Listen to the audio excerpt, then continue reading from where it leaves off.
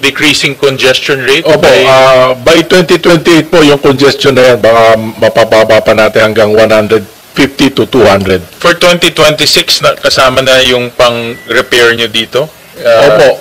Kasama na sa budget niyo? Kasama po yung repair budget. Nationwide yun, no? Nationwide? Opo, lahat ng, kasi po ang balak natin, Mr. Chair, is isara na po yung New Bilibid Prison. We will repurpose the New Bilibid Prison. Kung ano man ang kikitain yan, we will use it for the relocation and replication of facilities in Muntinlupa at ikakalat na po yan dahil magiging regional na po ang ating prison and penal farms. Okay, is that pero wala yan sa budget nyo, no? Yung repurposing? Wala po kasi hindi naman po kami humingi ng budget. Okay. Opo.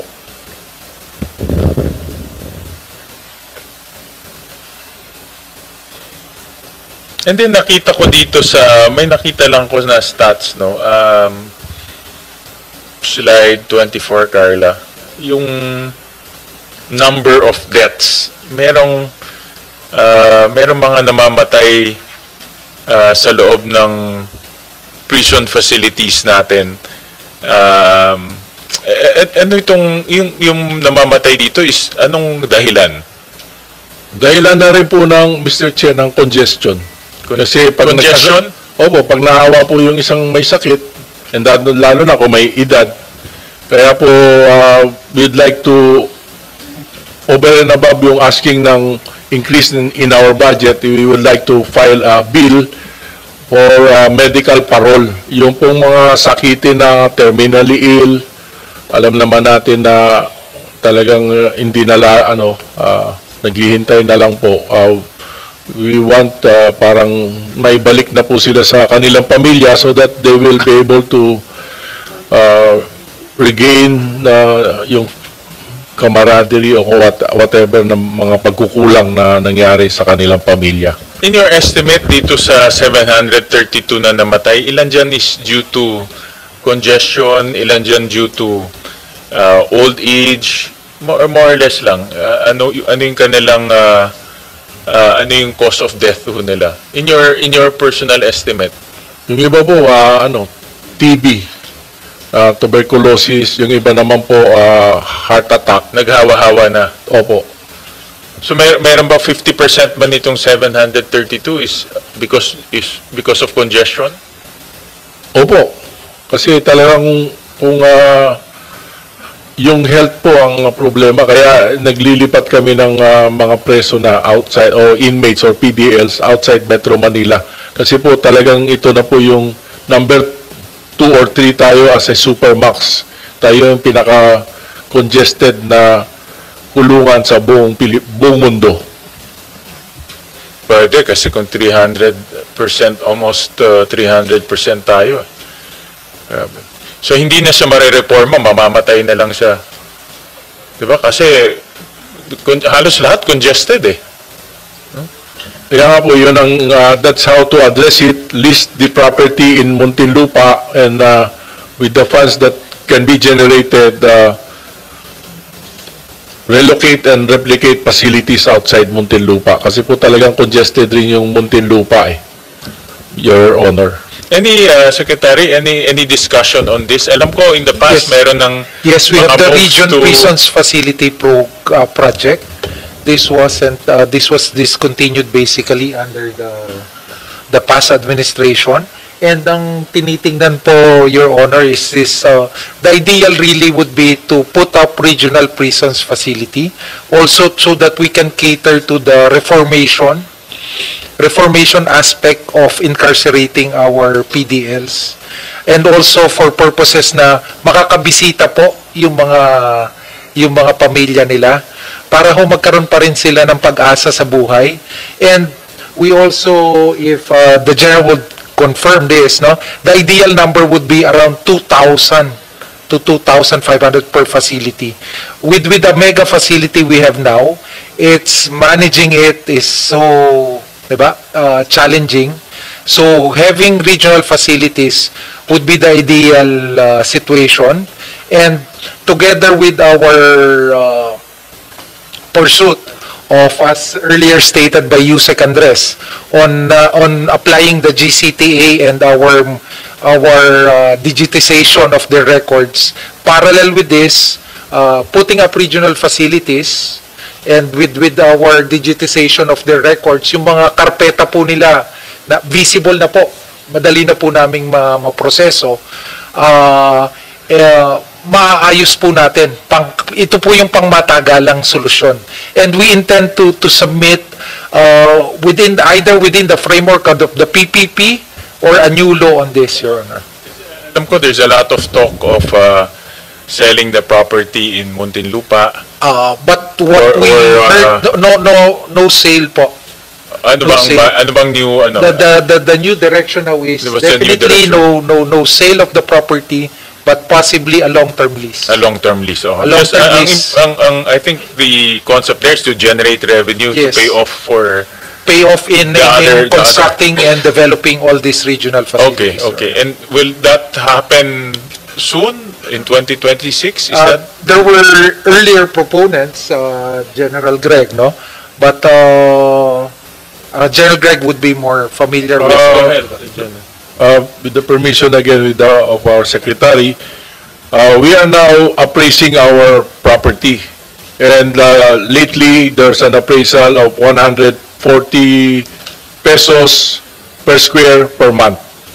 That's and we already published the guidelines. If you want to lease property in Bucor, you will be most welcome.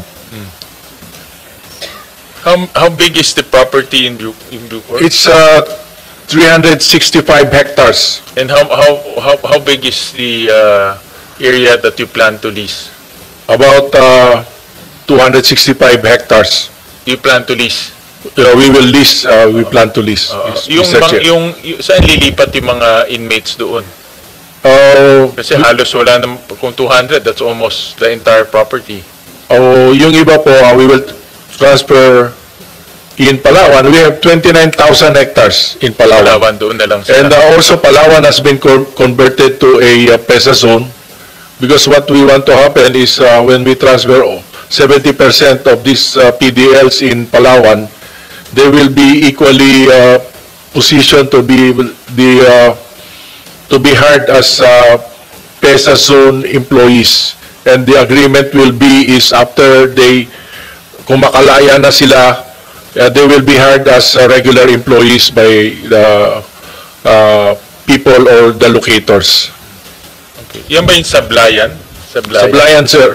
Okay. We are also inviting you to visit Sablayan. Sablayan is the one in Palawan. In Palawan, 29,000 hectares. Bakit siya congested ng 244%? It's because of the facilities that we have not yet erected. Kasi okay. way back na yung But last... you have the land, no? 29,000 yun. Opo. So, land is not a problem. Land is not a problem, Your Honor, Mr. Chair.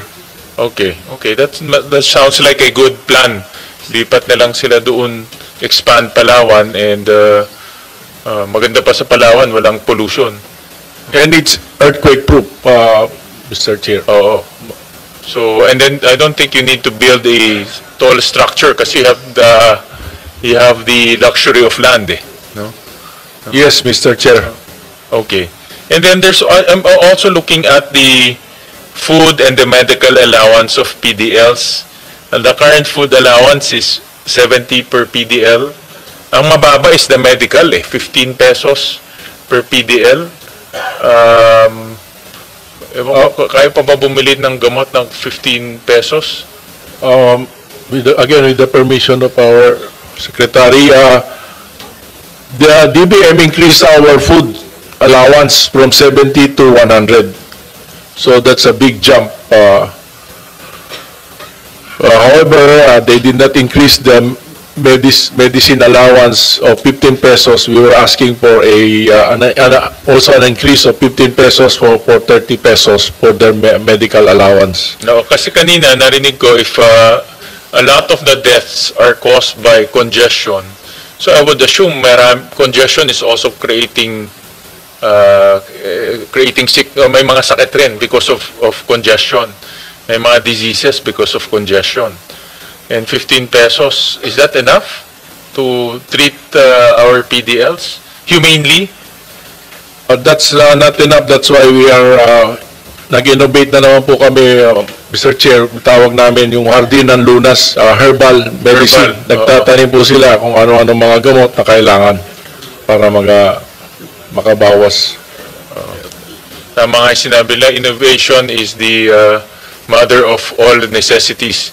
No? Kasi walang pera, kaya innovate na lang na innovate. No? Pero nakakatulong rin yun. At least meron na kayong herbal treatment facility. Okay. And I saw that you requested to increase the medical to 35 pesos per PDL. Yes, Mr. Chair, with the permission of our Secretary.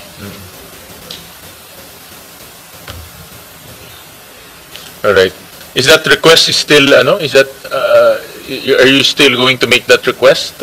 Padala nyo na lang sa amin if, Yes, Mr. Chair. Yes, that will be included in the request.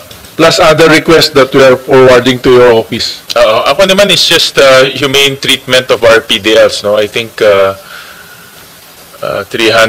or 244% congestion is really magkakahawaan talaga, and nakita ko yan when I was a mayor, hindi na sila natutulog sa kama, nag-share na sila ng kama. Ganun ba ngayong situation? Hindi naman po. We would like you to, we are inviting also you to visit our Muntinlupa so that you will see the change that happened. Kasi dati po talaga ganun na kuminsan agawan talaga ng tulugan. Pag nagising kang maaga, punta ka ng CR, pagbalik mo, wala ka nang babalikan. So, but that's not, hindi na po ganun. Na lang padala yung mga nahuli sa flood control. Diba? Para, dapat doon na ipadala yung mga, mga corrupt na nahuli sa flood control.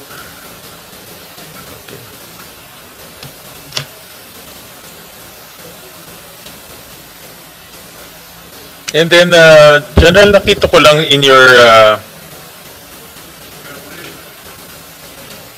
meron kayong, in your MOOE, nakita ko lang meron kayong nag-increase yung inyong donations from 300,000 to 700,000. Yes, Mr. Chair. 126% increase. Yes, And then Mr. meron Chair. kayong mga commitments po, Mr. Chair, yan sa mga international organizations because okay. we are joining international organizations to learn more yung mga best practices nila, and we have to pay some fees, Mr. Chair. Okay, so these are for your mga international organizations. Meron din, tumaas rin yung inyong advertising expense? How much is the advertising expense? Hindi nakasulat.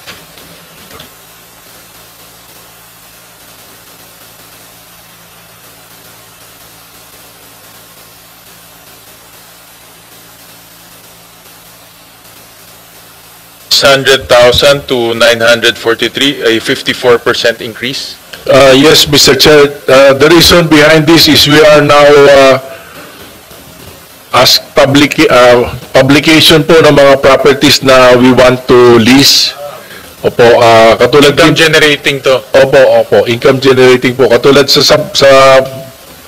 we have master plan Palawan po, and then we're creating a new city, a new airport, a new seaport in Palawan, at the same time sa Sablayan, together with the municipality of Sablayan.